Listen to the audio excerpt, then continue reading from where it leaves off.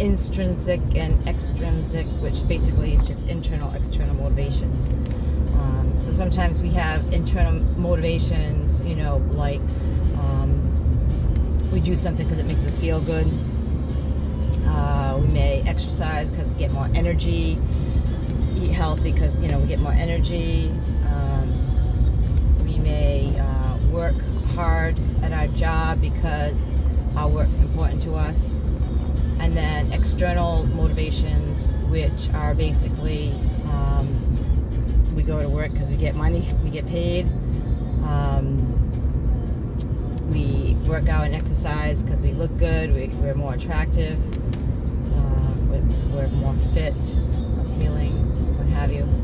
So, and both are important. So sometimes people say, well, you're doing things for external reasons, that's not good. Well, sometimes it's good. I mean, sometimes you need that. And I don't think you should solely rely on it, but I think, I don't know, sometimes I like my job and I love what I do, but sometimes knowing that if I don't work, I don't get paid, kind of motivates me to go. Just saying. So anyway, the other thing I wanted to talk about with motivation, and I've mentioned this in videos before, but it bears repeating, because a lot of us get it twisted with motivation. We think that motivation comes and then we get motivated to do something. And I have found it works the opposite. So we move a muscle, we put action in, and in doing so, sets off a chain of events where we become motivated. Physiologically, psychologically, that's how it works. I don't know why it works that way, but it does. And so the key then to getting motivated, so to speak, is to get started. Which that's the tricky part, right? So sometimes there are things that we have to do we might not really want to do, and the hardest part about it is getting started. So a couple of things that I utilize. One is from Mel Robbins. She does talks and she wrote a book on the 5-second rule. And the 5-second rule basically is you count down 5, 4, 3, 2, 1, and then at 1 you take action. It works because psychologically we are counting down. So there's no delay because we're not counting up. When you're counting up, you're kind of like anticipating another number, and there's always another number, right? It's infinite.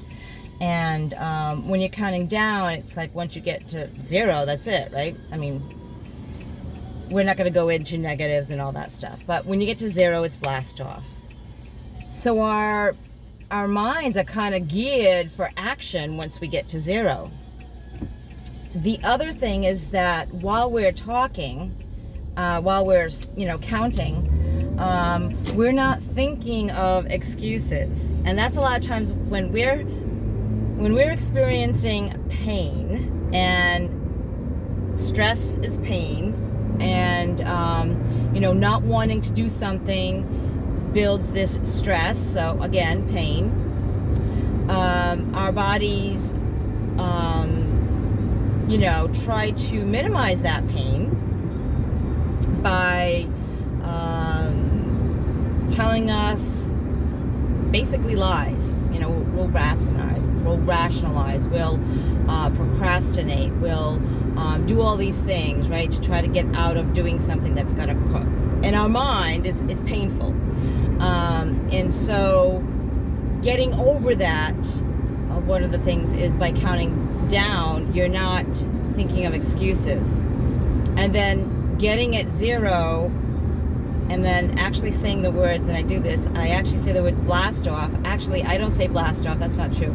I say feet on the floor, because I usually use this in the morning when I need to get out of bed. And I get up very early, and I've talked about that before, but one of the things that I do to prevent me from hitting the snooze button is 5, 4, 3, 2, 1, feet on the floor. Just get my feet on the floor. I don't have to think about getting up. I don't have to think about, what I got to do next. Just 5, 4, 3, 2, 1, feet on the floor. Okay, feet on the floor. 5, 4, 3, 2, 1, get up and make some coffee. 5, 4, 3, 2, 1, go to the bathroom. 5, 4, 3, 2, 1, get my area set up for my meditations. I do my morning meditations. Once I'm at that point, usually by then I'm already okay. I don't really need to count down. I don't always need to count down like 3 times, right? But that initial getting out of bed really, it really helps. It just 5, 4, 3, 2, 1. Just put your feet on the floor. Don't even think about going back to bed. Don't think about what you have to do. Don't think about how early it is. Whatever. So 5, 4, 3, 2, 1. Feet on the floor. There are other times I have used 5, 4, 3, 2, 1 blast off, but one of the other things that I actually utilize once I'm up is I chunk it down, and so the task doesn't seem, depending on what I need to do, so the task doesn't seem so overwhelming. The other thing I do is I say, I'm just going to do it for 10 minutes, right? I can do anything for 10 minutes. So if I'm, giving myself excuses, I don't really want to go to the gym after work, I'm tired, I got homework to do, yada, yada, yada, yada, yada, I say to myself, I'll just go for 10 minutes. I'll just go on the treadmill or walk on the treadmill for, 10 minutes. I can do that for 10 minutes. It won't take that much time. It won't take that much energy. Most times than not, I don't think I've ever gone for 10 minutes to the gym. So once I'm there, once I, get moving, again, action, I do another 10. Sometimes I'll even break it down to that. Like I'll be on the treadmill, and I usually like to do like 40 minutes, and sometimes that seems overwhelming. So I'll say, you know what, I'll just do 10 more minutes, or even 5 more minutes, right? I'll just do 5 more minutes on the treadmill, and then usually that's how I can get to the 40 minutes, 45 minutes, depending on how much time I have on the treadmill. But I usually get at least a half hour. I have to get at least half hour. But I do chunk it down to 5-10 minute increments sometimes. And it's the same thing with doing, homework, getting started. I'm going to give myself 10 minutes. I'm just going to read for 10 minutes, or I'm just going to work on my paper for 10 minutes. Even if I'm just like brainstorming, I'm not even really like doing anything. Well, it's doing something, but you know what I mean. So give myself 10 minutes. Once I get started, I get moving. So it's kind of like a little trick we're playing on our brains, I guess. And I know this trick, but it does help me. And I do allow myself, like if I worked on my paper for 10 minutes and I'm really feeling stressed, like I can't focus, or I'm just not into it, I'll stop. I'll allow myself to stop, and maybe give myself a 10-minute break, right? Maybe stretch my legs, go get some fresh air, go downstairs, go get a glass of water, something, and then try it again for another 10 minutes. So sometimes it just needs that, a little bit of break. Maybe I, stretch my body, whatever. So these are some things that have helped me. So key points: motivation doesn't happen before, it happens after you take some action. It just is the way our brains are set up.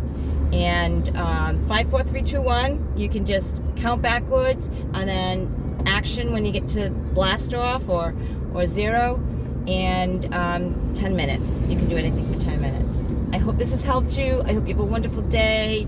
Remember to stay blessed. Let the people that you love know that you love them. Send them that text. Give them that call.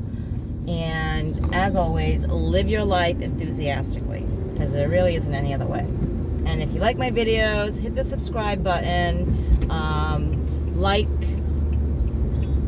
You can check me out on Instagram and Facebook under Recovery Enthusiast. And you can check out my website at recoveryenthusiast.com. Until next time, guys.